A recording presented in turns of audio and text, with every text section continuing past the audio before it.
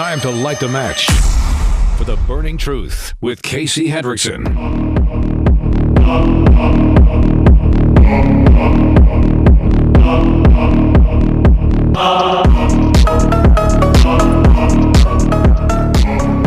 Hi, good afternoon. Thank you for tuning in to The Burning Truth. I'm your host, Casey Hendrickson. Don't forget, live stream is up on Rumble. Go to rumble.com/Casey the host. Hit the thumbs up. Hit subscribe while you're there. I'd appreciate that. Let's see if I can get through this next segment without laughing too hard. So I told you a couple of days ago the Headline USA had the exclusive autopsy report from the would-be Trump assassin from Butler, Pennsylvania. They also had the toxicology results, and that the toxicology results are going to be released later on in the week. Well, they were yesterday. Didn't get a chance to talk about them yesterday, but I wanted to go ahead and share those with all of you today. Now, friendly reminder that the shooter was on the rooftop, fired at Trump. There was 5 bullet wounds, some entrance and exit wounds, re-entry wounds, that sort of thing. Fatally shot in the head by the sniper team. You all know that. So the reason I'm setting this up is, 1, I just want to remind you of which shooter we're talking about. 2, that shooter is dead. 3, that shooter got shot several times by the snipers. What are bullets made of again, Morgan? Typically copper and lead. Sometimes titanium. Lead. Copper jacket. Lead. Stuff like that. All right. Cool. Just foreshadowing. Officials conducted 2 toxicology exams on the body of the alleged Trump shooter in the wake of his death, finding no drugs of abuse, but discovering elevated levels of lead.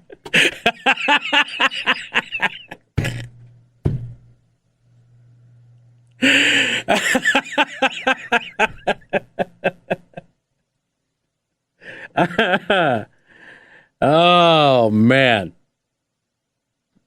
That's one way of putting it.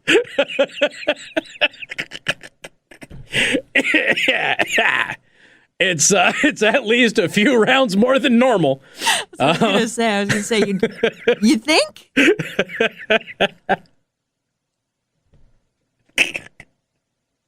Oh man, it's funny because he deserves to die. So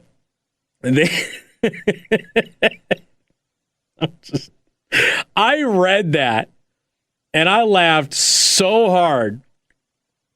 And I know that that's not what they mean, okay? But I laughed so hard when I read that. The toxicology exams, which this publication obtained following a roughly 2-month legal battle, appear to be limited in scope. They show that the shooter tested negative for alcohol and drugs of abuse, but don't include any results of a wide variety of other drugs, now, which could be prescriptions and that sort of thing.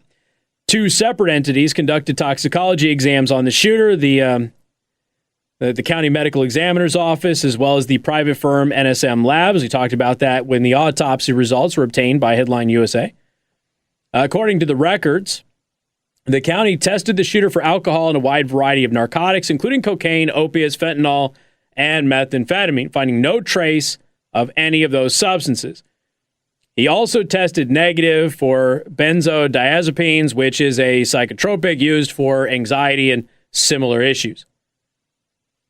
If the county's drug screening tested for other drugs or therapeutics, they weren't included in the report that was obtained by Headline USA. Headline USA understands that toxicology exams typically don't screen for all drugs when a subject's cause of death is clear, which in Crooks's case it is, because he was shot in the face. However, in the extraordinary case of a presidential assassination attempt, officials arguably should have conducted the full battery of tests. And I would argue with that too, because we have a long history of all sorts of psychotropic drugs causing a breakdown and homicidal acts on a grandiose scale.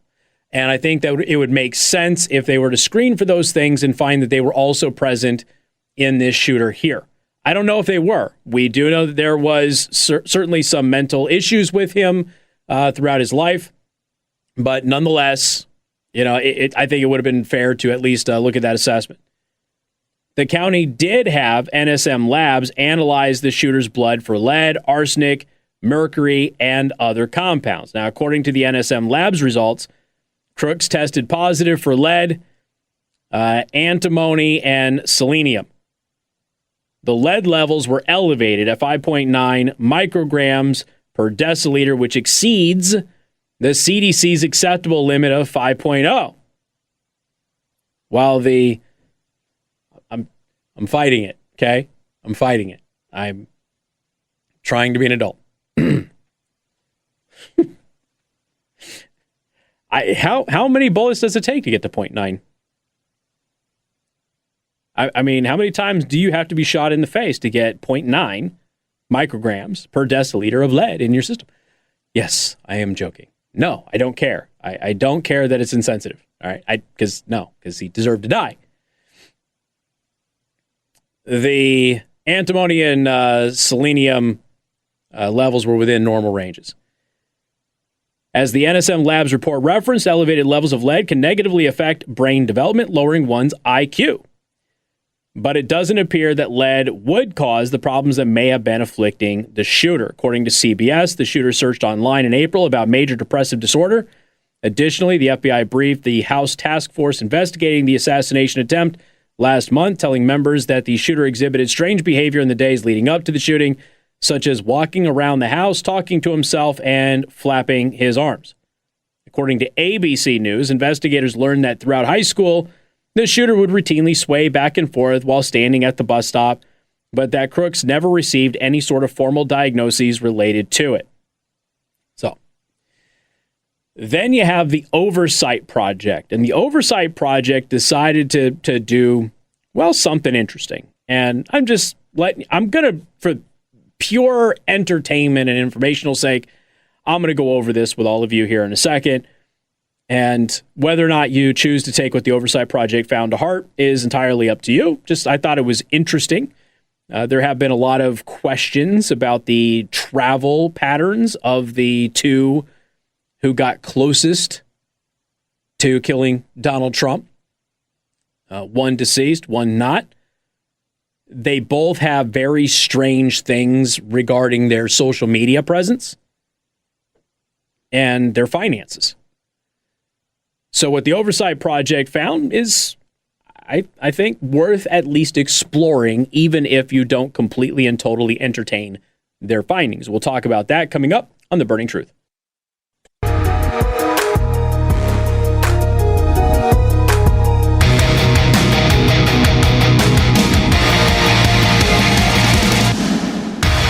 All right, a normal, fair question to ask when some major incident happens involving a bad guy.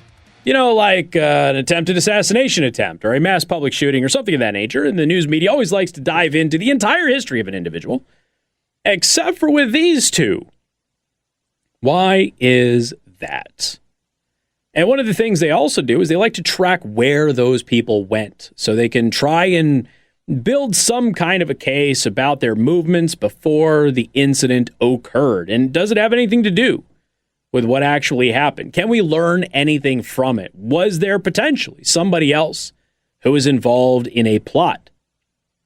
I think that is, again, something that we usually see the news media handle, but they're not handling it. So it's taking some other individuals. This particular case is the Oversight Project. They decided that they were going to track the travel history of the would-be Trump assassins. And they say that their results are pretty interesting, and they are. So we'll go through them with all of you here. What was this guy up to in the weeks leading up to the attempt? That is a fair question, asks Red State. The answer can yield insights into whether the bad guy had any collaborators or outside support, which of course is ultimately what we are looking for, right? So the Oversight Project presented some data on the travels of both of the would-be Trump assassins. And I can't verify the information. I don't know for sure, but I nonetheless, I think it's kind of interesting. We do know that one of them, that Ryan Routh, he's the one that's, not the one with elevated lead levels. He's still alive. So he traveled the world, which is strange for a guy who is basically making $3,000 a month living in Hawaii, right, Morgan? Strange dude. Yet he offered, what was it, $150,000 reward for anybody who kills Trump before the election, even though he's been incarcerated? How does he have 150 grand? Does he have 150 grand? Why haven't the federal government gone out there and verified if he has the $150,000 to donate to somebody? And again, releasing that information actually is a violation of the FBI's own protocols, and is clearly an attempt to get Trump assassinated. It's when I did not say that, Morgan. No, strike that from the record. I would never say that. Some might say that. I would never say that. So the Oversight Project. Again, the way that they put this together, I do find somewhat interesting. I can't corroborate it. I'm not trying to. I'm not even telling you that it's true. I just thought it was interesting. We geofenced ad data to find devices that were at Ryan Routh's Hawaii residence in the past 3 years, and we found 441 unique devices. Those same devices pinged around the world. All right. I'm not 100% sure, how VPNs and things like that may play into any of this. I'm just presenting what the Oversight Project has found. It's entirely up to you what you do with the data, whether or not it's real or not. Okay. The first map shows Routh's supposed travel around the world. While it is hard to pin down exact locations, it seems that Routh traveled not only all over the United States, but also made stops in Brazil, Australia, New Zealand, Japan, Indonesia, and Korea. French Polynesia and Singapore also seem to be on the list, as is the United Kingdom, and somewhere in either France or Spain on the Mediterranean coast near the border of those countries. Routh's travels in the United States were likewise extensive, and the map appears to largely follow major highways.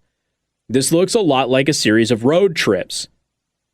All right, well, perhaps it is. If it is a series of road trips, that would kind of explain. Remember, Routh is traversing the world trying to build an army for Ukraine to fight Russia. Remember that. So he's probably a hero of Eric Swalwell and others. Finally, the Oversight Project photographed Routh's Hawaii residence. The only thing of interest there appears to be, big surprise, a Harris Walls sticker on a truck parked in the driveway. Now, friendly reminder, the news media tried to make both of these shooters out to be Republicans.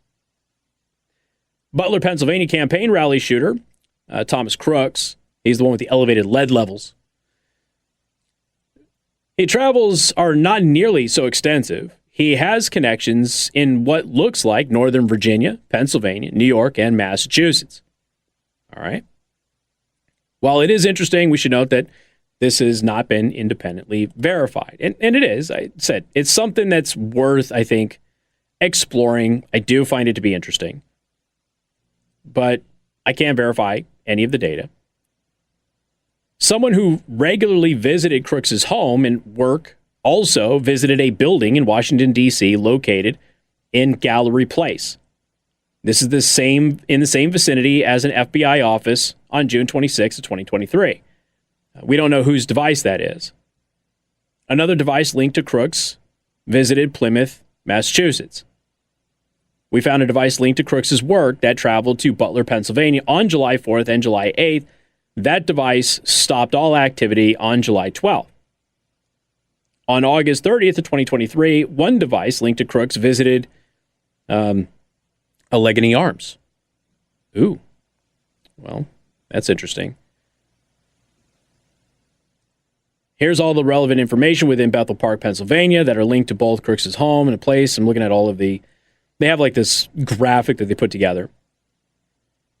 For those that are tracking this type of data, we identified devices that were located at Crooks's home and his work within the past year. There were at least 9 devices linked to these. They said that they're willing to cooperate, by the way, and share that information with any legitimate investigations and law enforcement to further kind of figure out where all of this is. Now, the Oversight Project, you should understand, like they're affiliated with the Heritage Foundation, and it's not exactly a rinky-dink, run-of-the-mill group. Like they have resources. they have knowledge and they have capabilities. I do think that that is probably fairly important. You know, it's not just some person on the internet who's just saying stuff. The Oversight Project, they have some capabilities. They said that they were releasing the preliminary findings due to the immense public interest in the case and the limited information that was actually released by the FBI. They say that they're going to continue to investigate all of this. This is all earlier today. And you know, I think when you look at it, there's some serious questions about D.C., and the FBI building thing has kind of come up before. Just because it's near an FBI building in D.C. doesn't mean that there's any tie to the FBI or any tie to the FBI building. Just keep that in mind. A lot of those buildings are somewhat close together. So that doesn't necessarily mean anything.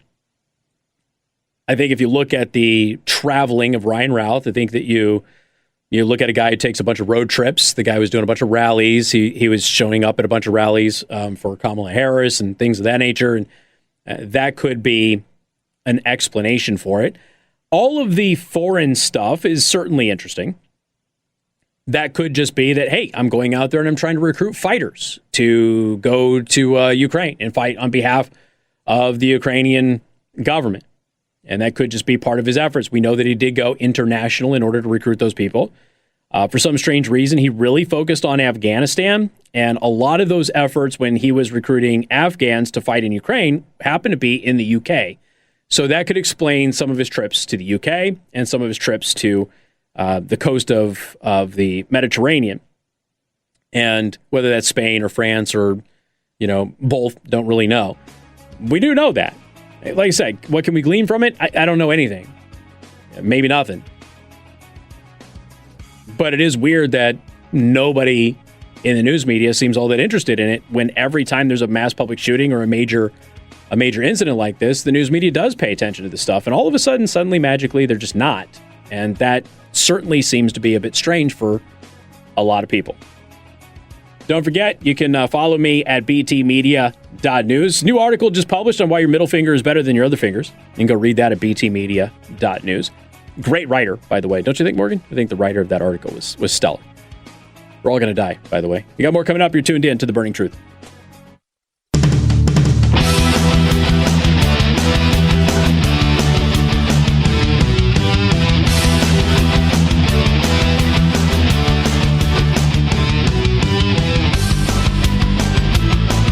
The Burning Truth with Casey Hendrickson. Now, Milton is hammering Florida right now. A lot of wind, some surges, a lot of rain, and like Sarasota, things like that. And what? I said, oh, the Corvette in the parking lot. Well, of course there's a Corvette in the parking lot. They're right there on the beach. They got Fox News sent the black guy out there onto the beach in the middle of the hurricane. I just said that because that's what the left is going to say. But he's out there with, I don't know, was there like a dozen or so people out there on the beach within camera shot? It ain't that bad. It's a little breezy right now. They'll skedaddle. But yeah, there's a Corvette in the parking lot, and it's Florida. Of course, there's a Corvette in the parking lot. And it's not a man Corvette either. It's a convertible. It's a lady car driven by a guy, probably a Democrat. So the hurricane is hitting Florida right now. And you were saying that you read that it was going to be a Cat 3 because they were saying it was going to be a Cat 4 when it made landfall. But you were saying that it looks like it's going to be a Cat 3? Yeah, it said 2 hours ago it was downgraded to Cat 3. But then other places are saying Cat 4. So I'm wondering if it's just like going back and forth. The two. Yeah, it could be. Now, we're actually really interested in this because we have people there. What? So it is a Cat 3 right now? I mean, that's good considering they were talking about creating a Cat 6 just for this storm yesterday. So if it gets down to a Cat 3, that's good. Now, authorities are saying, obviously, that this isn't going to matter all that much. It's the storm surge that they're most worried about. And last we had heard is about 18 inches of rain is predicted. And then you've got, obviously, all of the water is going to come in from the ocean and cause the flooding and everything else there. So we'll keep you up to date on that. But we've got people there, so we're keeping an eye on it and making sure that And we pass on that information as well. I thought something was kind of interesting yesterday in the news media in Indiana about the death penalty and the cost of the drug to do lethal injection in the state. We're going to get to that here in a second. A Wayne County guy was sentenced to 9 years in prison.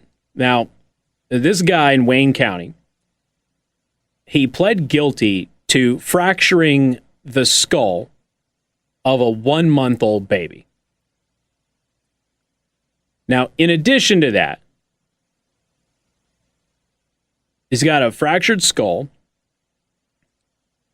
arm and rib fractures, and minor brain bleeds. Now, the infant was taken to Riley Children's Hospital in Indianapolis for further treatment. And the doctor with Riley's child protection team told police that the infant's injuries indicated abuse. So doctors concluded that while the skull and arm fractures were recent, the rib fractures were healing and likely broken at an earlier date. Now, the suspect reportedly told police that he had tripped on a dog while holding the infant, causing him to fall into a bassinet and injure the child, which is, of course, nonsense. A family member also told police that they noticed that the infant had bruising on her face and that she cried whenever she was moved. After consulting with the child's mother, the infant was taken to the hospital. Police again interviewed the suspect 2 days later and questioned why the baby's injuries did not match his description of what happened. That is when he reportedly admitted to police that he had lied because he knew what happened was wrong and he wanted to avoid trouble. So he admitted to patting, patting the baby on the face on multiple occasions and giving her strong hugs to get her to stop crying. He then said the night before the baby was hospitalized that he dropped her while getting up from the couch and she hit her head on his knee. Now, keep in mind, he's already lied about this once. He said he then caught the infant by her arms and yanked her back up to his chest, causing her to hit her head again. Obviously, police are very skeptical of this because this doesn't make any sense. They asked if the circular bruises on the baby's face were caused by his knuckles during a punch. He said he never punched the baby and that bruises were caused by the ring on his finger during pats.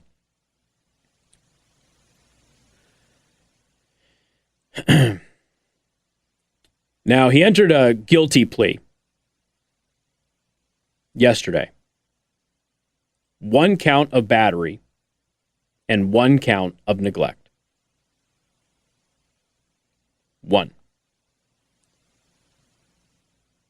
So he was given 12 years in prison with 3 years of the sentence being suspended to probation time. 9 years for repeated abuse of an infant and lying about it and not showing any remorse and lying again and trying to cover his tracks. And there are times where I look at prosecutors and I scream. This is an open and shut case.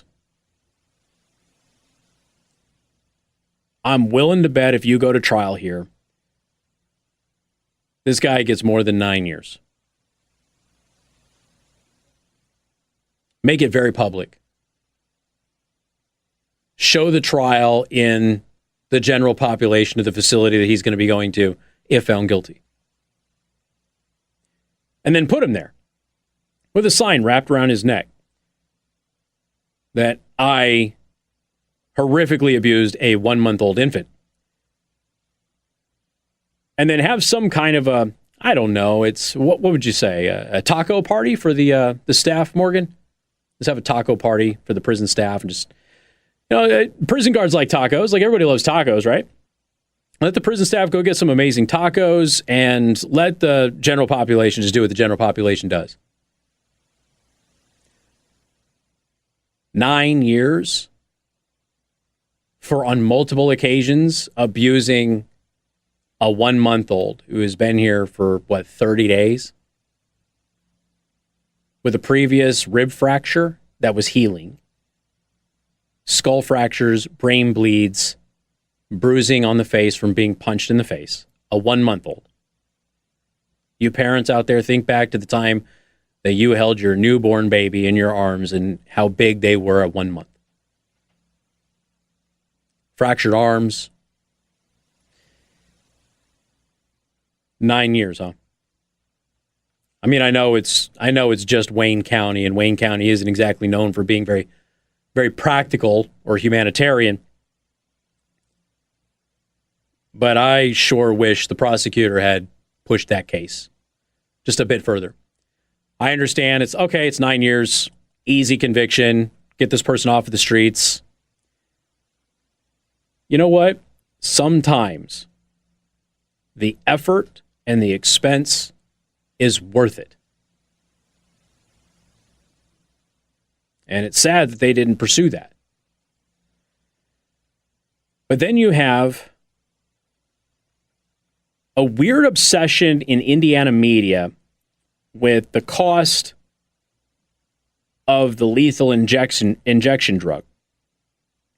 And I don't know why this has become such a big thing in Indiana journalism circles. I'm genuinely, I want to know too. It's transparency. I think that we should know. But I do find it interesting that they are so focused on this. I've been watching so many reporters and things like that in the state of Indiana, really focused on the cost of this drug. And it just seems like there's other things that they could be focused on. And I wish that they would put more of that attention into those other things, but they don't. I'm going to talk about that coming up because this has turned into a really weird story in the state over the past week or so. We'll talk about that coming up on The Burning Truth.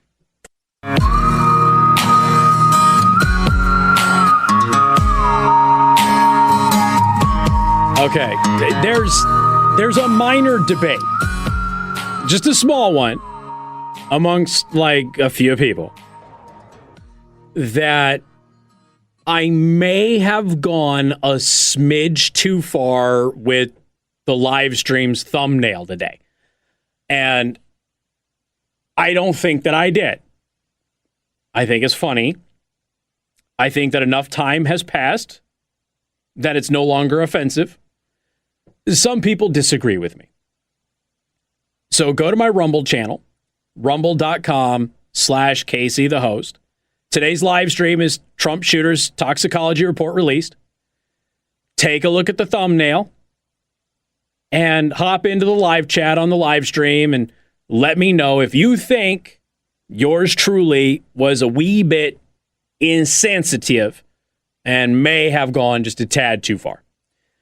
I'm asking you to not tag Pastor Miles in this one. I don't want his judgment right now. So if you're, I want your judgment. I don't need the pastor's judgment on this one. So just let me know. Go check out the live stream thumbnail on rumble.com/Casey. Those just let everybody know if I went a little too far. A couple of people are not real happy with me. I started to notice something earlier in the week, and I don't know. It's a pattern thing that I notice sometimes where it's just atypical. When you start to see reporters all of a sudden focusing on this really weird, like random thing kind of off to the side over here, it doesn't necessarily mean that it isn't a worthy story to start looking at. And I'm not criticizing any of the reporters, by the way, who are interested in this topic because I'm interested in it. I just thought it was strange. I think that there is a political angle to it that is tied to the attorney general's race, but I'll get to that. But I started to notice that there's an awful lot of reporters in Indiana that suddenly, overnight, almost instantaneously, out of left field, everybody, got really concerned with the cost of the drug used to give lethal injections in the state of Indiana. And I thought that was interesting. What a random thing to come out of left field for not just one reporter, but multiple reporters in Indiana on multiple publications in multiple cities and multiple counties to suddenly be really concerned about. Morgan, it is almost as if there were a Zoom call on this, and this was maybe pushed as a narrative. Foreshadowing? Maybe.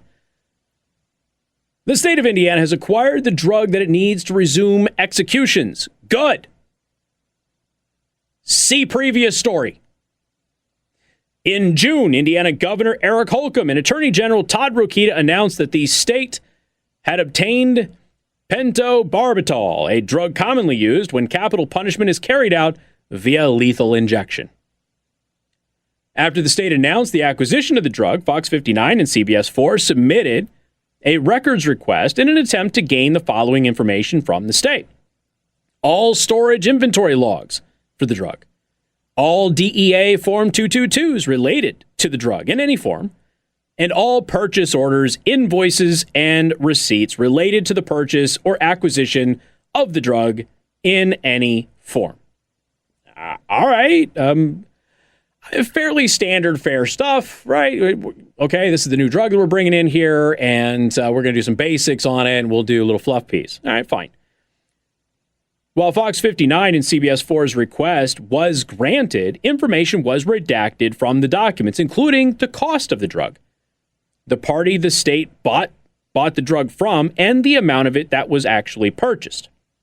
When the Indiana Department of Corrections replied to the records request Fox 59 and CBS 4 had submitted, it indicated that Indiana Code 35-38-6-1F, as well as another Indiana code, required that the Department of Corrections redact certain information. Now, the code requires the government to keep the identities of the parties that it acquires the lethal injection drugs from confidential. Under the rule, the state must also withhold information that could enable others to determine the identities of parties providing Indiana with drugs needed for lethal injections. Now, this is done for obvious reasons. You may not like it, but there's a reason behind it. Since the state announced its acquisition of the drug, Todd Rokita has filed motions to execute 2 death row inmates. Yes, well, we have the drug now. We might as well kill them, right, Morgan? We got it. I mean, they're death row. Okay? They're death row inmates. Yes, we have the means. We should do it. Indiana has not executed a state prisoner since 2009. In its history, Indiana has executed 94 of their prisoners. The first to be executed was Harry Jones, who nobody cares about, who was hanged in 1897. So what I thought was pretty interesting is just, okay, do I want to know how much it costs? Yes. We're taxpayers. I think that it makes sense for us to know how much it costs. However, the state's position here is that if we get the cost of the drug, it will enable people to figure out who is actually selling the drug, which could obviously present a bit of a retaliatory issue. It could also present an issue for people who maybe are in opposition to said drug being used for said purposes, and then could target these potential companies and suppliers. So I understand the reasoning behind that, but I don't know. There's something about it, and the way that it's being covered and the way it's being chit-chatted about online by the reporters in the state of Indiana that makes me think that this is just another angle to attack the Attorney General. I don't know why I'm going there. More coming up. Podcasts by Federated Media.